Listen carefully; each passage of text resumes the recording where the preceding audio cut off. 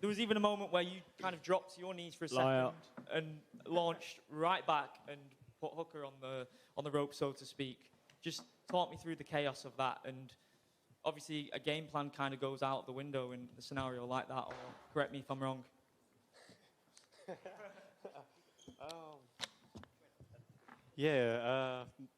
That was not Faraz's game plan. I think I stuck to it about 30 seconds, and then I didn't stick to it. And I think Bisbin was eating a chip butty between rounds, and there was a bit of butter on the canvas. And I just slipped on it. Okay. So I just had to start pressure. And I thought, you know what, Mike's trying to stitch me up here. He doesn't want another British champ. And, but we got through it. We figured it out. Was it a case of the crowd spurring you on as soon as you had a sniff of an opportunity there, or was it? Did you know that as soon as there was an opportunity to finish that you would have took it with both hands? Because the speed in which you reacted to him dropping the guard and showing that he was hurt was unbelievable. No, not in a bad way, but I didn't really notice the crowd. I get a tunnel vision where I'm just, I'm looking at my man and seeing what he's doing.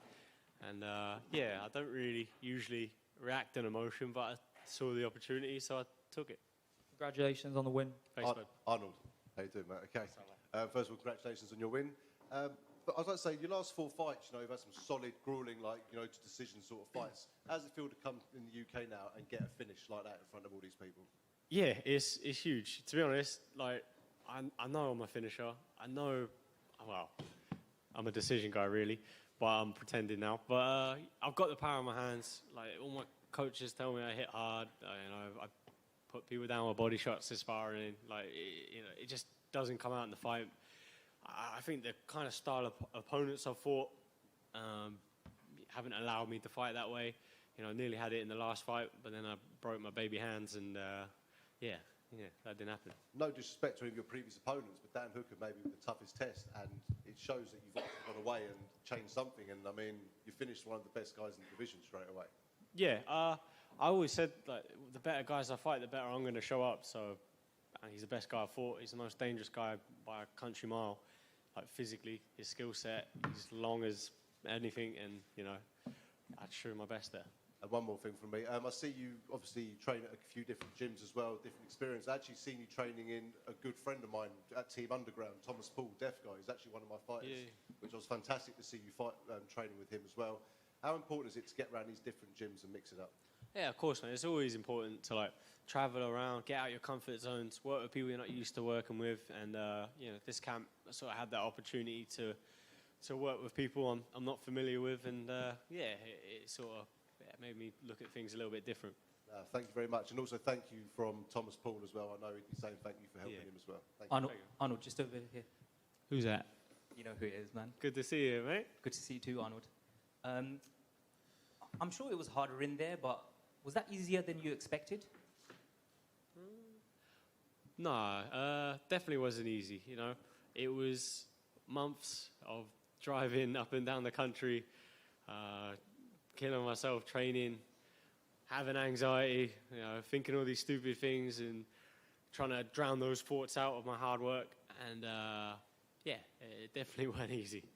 I asked you on Media Day that if you felt this was your big moment, and you showed us that you took full advantage of that.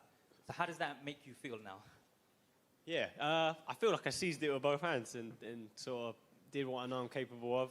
And, the better opponent I face, I still believe there's a lot more to go. There's more levels I can go up. And just finally, you said to me previously that in some fights you've had your opponents rocked, but you didn't go completely hard on the finish. Was that going through your mind today? When you had Hooker hurt, did that kind of go through your mind, and that's why you went the way that you did? No. So when I hurt in the first shot, I saw his reaction. I was like, okay, yeah, I can hurt him. I got the power. And then I thought, I had a little flurry, tried to finish, didn't finish. I was kind of in limbo thinking, do I go back to the game plan? Do I get back on him? But then I landed another shot. I was just like, finish, try and finish.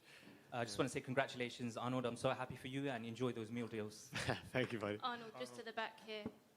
Just here. Hi. Oh. You called out Calvin Cater. Can you talk a little bit about why you chose to call him out? I don't know. I don't remember that. No, yeah, yeah. It's I want to be in the top fight and top 5, and I think he's top 5, Yeah, and that's the fight that put me there. And we got offered that fight for a main event spot last year or earlier in the year, I think, but I was out with injury, so yeah. What do you think about him as an opponent for you in terms of the style matchup? Yeah, I think it works really good. You know, he's less tall than this guy, so that works out. But yeah, like he's predominantly a boxer. I'm predominantly a boxer, so it's a friendly fight, fan-friendly fight, and I think I'm the better boxer. And in terms of when you'd like to get back in there, what would make sense for you? Well, I've got a good thing going on fighting once a year at the minute, so let's see what 2023 holds. Arnold, Thank you.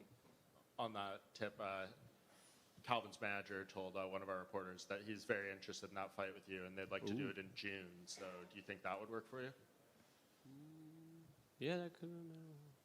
How many months is it? How many months that way? 4. 4. 3. Bad at math. Christ. Jesus. Well, let me just finish the fight week, man. Let me get home first. Yeah, I think that could work. I think. Arnold, a lot was made about Dan Hooker cutting down to 145, and I just want to know, as someone who's just shared the cage with him, how did he feel in there? How do you think he looked? Yeah, I personally didn't think it was like the best choice. You know, if anything, someone like that, like going up maybe again, would be a good idea. But you know, he knows his body and he knows how he feels. But yeah, I think his best work's at lightweight, and not a knock at him or anything, obviously. But I don't think making that extra cut is a good choice. And obviously we've got the title on the line coming soon. How do you see that fight playing out? I think Volkanovski is going to dominate that. Thanks, I think he even get finished, to be fair. Thanks. Arnold, you said you had nerves over here, mate.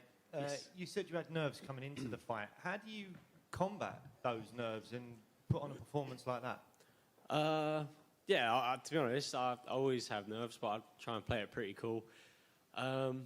Just hard work, just all the work in the training, and whenever you're having a negative thought, then I think about all the stuff I've done and all the work I put in, and that no, I should be thinking positive, and I shouldn't be these things. I'm pretty good myself, so yeah. And how will you celebrate? Is it a meal deal at a truck stop or something else? Yeah, at this rate, I think I'm going to have to get a corner shop sandwich or something, so yeah. Nice one, mate. Congratulations. Thank you, mate. Arnold, just over here.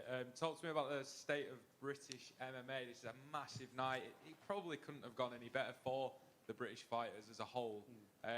Seems to be booming right now. Yeah, like the talent pool in the UK right now is massive. If we don't have a champion soon, obviously we've got Leon Edwards fighting for the title. I don't know what date, but he is. And there's going to be more British champions to come.